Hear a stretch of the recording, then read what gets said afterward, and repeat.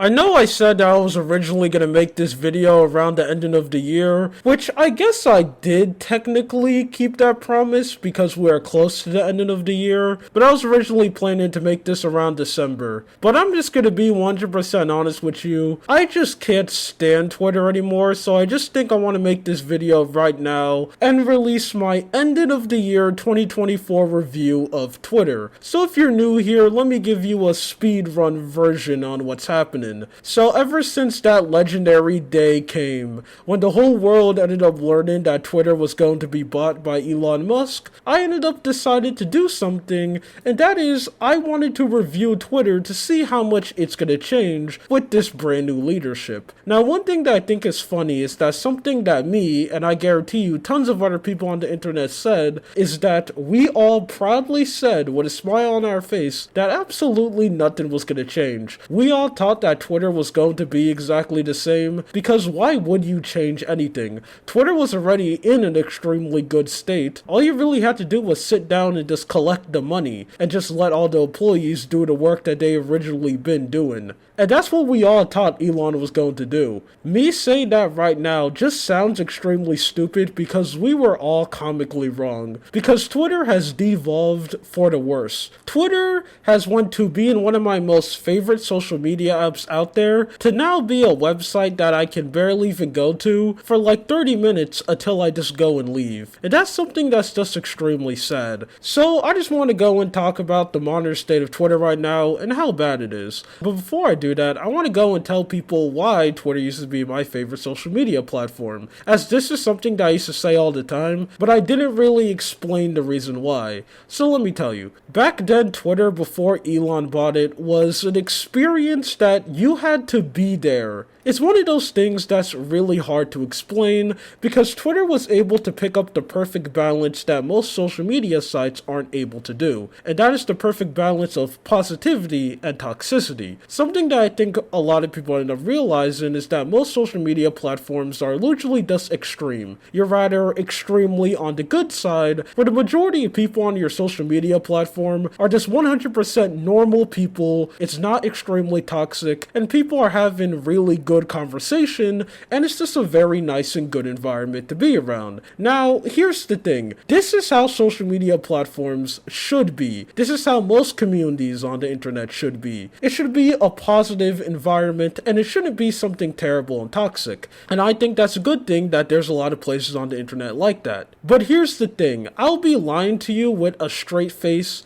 if I say that I didn't enjoy a little bit of toxicity and people being mean on the internet. Okay, it's a thing that I enjoy. Not really that proud of it, but hey, that's just the truth, and it's something that I like, when people are mean and arguing with each other. But there comes another problem. The other problem with social media sites is that they will be the complete other extreme, where it's just filled to the brim with toxicity. Everyone is a loser. Everyone is a terrible person. Everyone is trying to say the worst thing possible. I'm pretty sure with me saying that, you can automatically think about some social media platforms. And just like people being overly positive, I think something like that is also extremely boring. If everyone is toxic and everyone is bad, it's just a lame and not cool place to be in. I say that's even more boring than everyone being nice. The perfect social media sites are social media platforms that are able to get the balance, and old Twitter was able to do that. It was one of the few places on the internet where you can see a bunch of people being extremely toxic and mean to each other, and also a bunch of people being nice. It had the balance that Thanos was searching for. Wow, I think that was the first time I ever made a Marvel reference on my whole channel.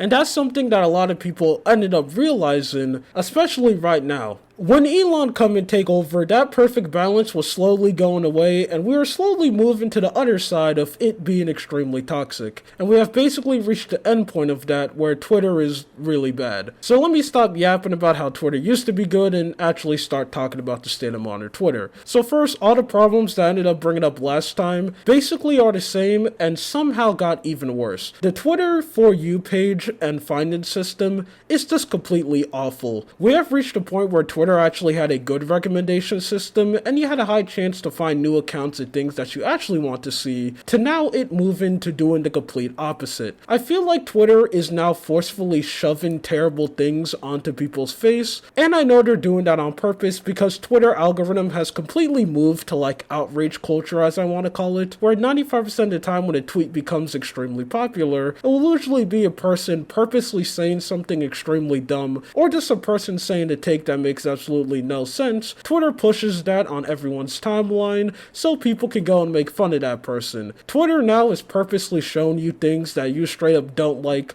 because they know the angrier you are, the more you're going to stay on the social media platform. That's how it is for the majority of people, but it's not like that for me. When I get angry when I'm on social media, I just leave the platform and I go and take the break. But since I know I'm in the minority of that, the For You page has just turned into something terrible. And we still have the problem where I barely see stuff from people that I actually follow. Old Twitter had the perfect in-between where you'll see stuff from people that you follow, and you'll see completely new stuff. I have reached a point where 99% of my experience on Twitter are just seeing accounts that I don't follow. It is so bad that if I actually want to go and see art from the artists that I follow on Twitter, I have to individually click on their account so I can see all the new stuff that they ended up posting. And when I do that, I'll learn that I'm like 10 art pieces behind because my Twitter algorithm isn't showing me it anymore. I want to see Uma Musume art, show me Uma Musume art. 2. All the porn bots and bots in general are still an extremely big problem. Now, yes, to give Elon credit, bots has gone down a little bit less. I'm seeing not as much OF bots as I used to, but there's still something that's an extremely big problem. The majority of the time when you click the comment section of Twitter, it's going to be filled to the brim with bots, or if not that, it's just going to be filled to the brim with people engagement farming. It's still an extremely big problem, but that is one thing that just got a little bit more better, I guess. And then all of the other problems that you can think about are still there. Twitter Blue is still an absolute plague which ruins conversation. If a tweet gets extremely popular, you're going to need to scroll down tons of comments of just people trying to show you items, people trying to push their accounts, or just people saying stupid stuff until you can go down to actual people to have a conversation. And all the other problems that I bring up are still there. But one thing that I completely forgot to mention is a new problem that Twitter ended up spawning. 2 brand new problems that came out of nowhere, and it's a thing that a lot of people are getting sick of, and that is 1, the absolute crazy rise of racism, homophobia, transphobia, and basically just any phobic or is. Twitter has a massive racism problem. A lot of people's timeline is something that happened to me before, is that it's very common for you to go on Twitter and you would just see 2 completely normal posts, maybe a post from someone that you actually follow, and then you'll see someone saying the most racist thing of all time, or someone saying something that's extremely homophobic, or a politician doing all 3 of them at the exact same time. This is just a thing that is common, and these people straight up just don't get banned. It doesn't matter how much time these people get reported, or people complain about these people, saying like, hey, someone on your platform is being extremely racist, you should go and ban them. They completely stay, because as we all know, Twitter is a place where they care about freedom of speech, and by that I mean they don't. I still see people get banned on Twitter all the time. You know, some people get banned on Twitter for literally just saying cis male. That's a little bit too far, but you literally saying the most racist, transphobic, or homophobic thing of all time, that gets 100% pass.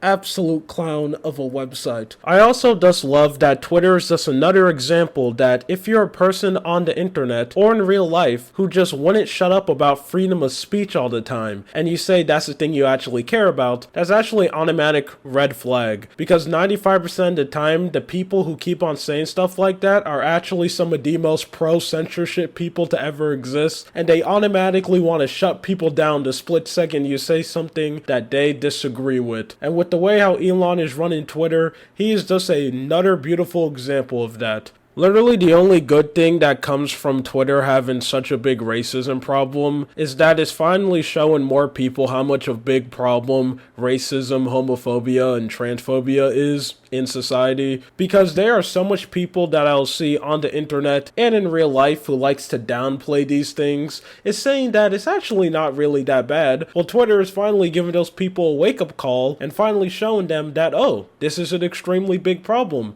because these posts are all over the place and they're also getting a lot of likes and they're really popular too. So, this is a big problem and you can't run away and hide and pretend that these things don't exist. I literally don't understand why people do that. Twitter is just a absolutely horrible experience and is something that I flat out recommend you do not use anymore. I'm serious. The only reason why I'm on Twitter is because of the content that I make on YouTube. I like talking about YouTube drama, and sometimes some of the best information you can get is on Twitter. Other than that, I barely use it anymore, as I generally get no joy from the website at all. And that is something that's extremely sad to me, because Twitter used to be one of my most favorite places on the internet, and now it's at the point where it's just completely unbearable. So if I had to go and give Twitter a number score out of 1 out of 10, I give it a good old 2. It's crap. Don't use it. If you're a YouTuber who's big enough and you don't need Twitter anymore, just pull some ordinary gamer and just deactivate your account and leave. Because man, that place is garbage. Anyway, that's it. This is something I want to talk about. You have a good day or night.